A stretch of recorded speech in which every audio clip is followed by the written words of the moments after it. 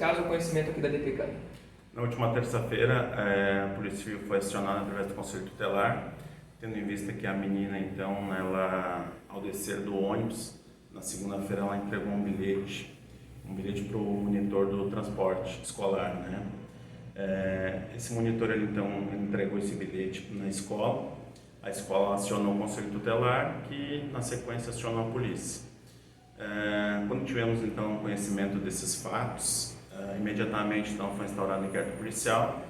A vítima foi ouvida pela psicóloga da DPCAM, a mãe também foi ouvida, outras diligências foram realizadas e na quarta-feira, então, foi representada pela prisão preventiva desse homem, a qual foi cumprida na tarde de ontem.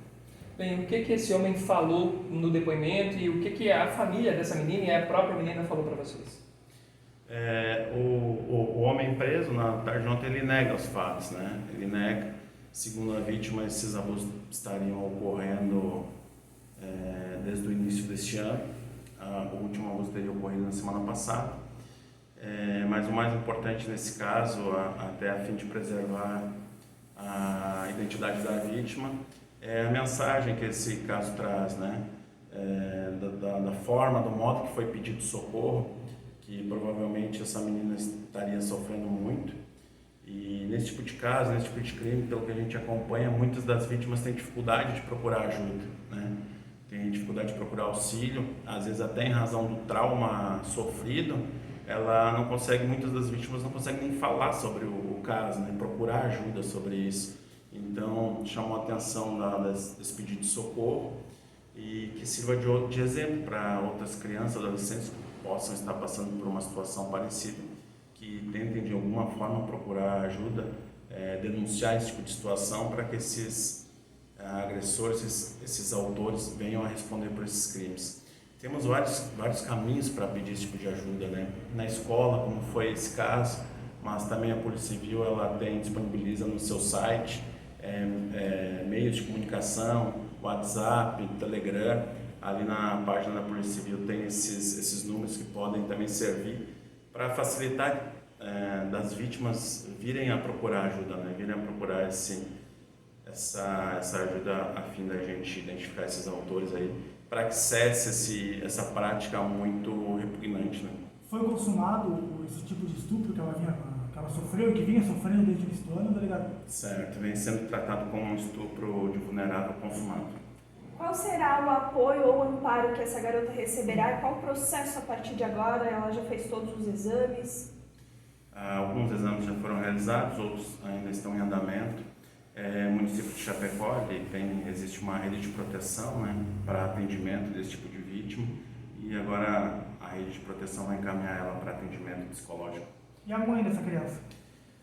A mãe foi ouvida já na terça-feira, será ouvida novamente. Pretendemos ouvir mais pessoas agora durante o decorrer dessa semana, fim dessa semana e início da semana que vem. E pretendo concluir o inquérito policial, então, no decorrer da próxima semana.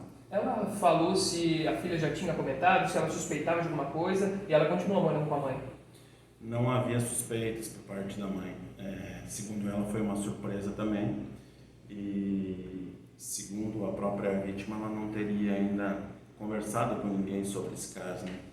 É uma dificuldade que vítimas desse tipo de crime têm, né? De levar as outras pessoas. Então, o mais importante é essa mensagem mesmo que traz, que deve ser pedido socorro, que há outras formas, né? E que outras vítimas, então, que estejam em situação similar, tentem de alguma forma, ou através de algum familiar, através de instituições, ou através do site da Polícia Civil, aí possam pedir auxílio. Doutor, é um assunto complicado de conversar com uma criança, né, sobre sexo, mas é importante falar disso até para prevenir essa criança, explicar que isso não pode acontecer, dizer que pode contar para o pai, para a mãe. Como que o senhor vê isso e qual que é a orientação para os pais que às vezes têm um outro relacionamento, como nesse caso, que eles tinham um filho em comum, né? Certo. Segundo pesquisas, segundo a nossa experiência nesse tipo de situação, a maioria dos casos de violência sexual contra crianças e adolescentes, elas ocorrem no âmbito familiar, né? 70% a 80% desse tipo de violência ele ocorre no âmbito familiar. Então, o que a gente orienta? que as mães, pais conversem com seus filhos, né? Para que passem confiança, para que se eles tenham, que dê essa liberdade da criança ou adolescente conversar sobre esse tipo de assunto, para que, no caso da vítima, tenha confiança para chegar no pai ou na mãe também e falar, né? E também que os pais fiquem atentos a qualquer mudança de comportamento, alteração de humor de um adolescente, uma criança. Geralmente a gente nota que essas vítimas desse tipo de crime, elas acabam se isolando muito também. Então, assim, conversem, fiquem atentos ao comportamento das crianças e adolescentes para que, se notar qualquer tipo de mudança, possam conversar, tenham essa liberdade de chegar e daqui a pouco poder ajudar, né? Doutor, para encerrar, só repete qual o crime que ele vai responder e, se condenado, qual que é o tempo de prisão? O inquérito policial ele está apurando o estupro de vulnerável, artigo 217 já do Código Penal. E quanto tempo de prisão para esse tipo de crime, se ele for condenado? 8 a 15 anos. Quanto tempo para a conclusão do inquérito? O inquérito eu pretendo concluir semana que vem. O prazo é 10 dias, tendo em vista que o investigado encontra-se preso, né? Bom,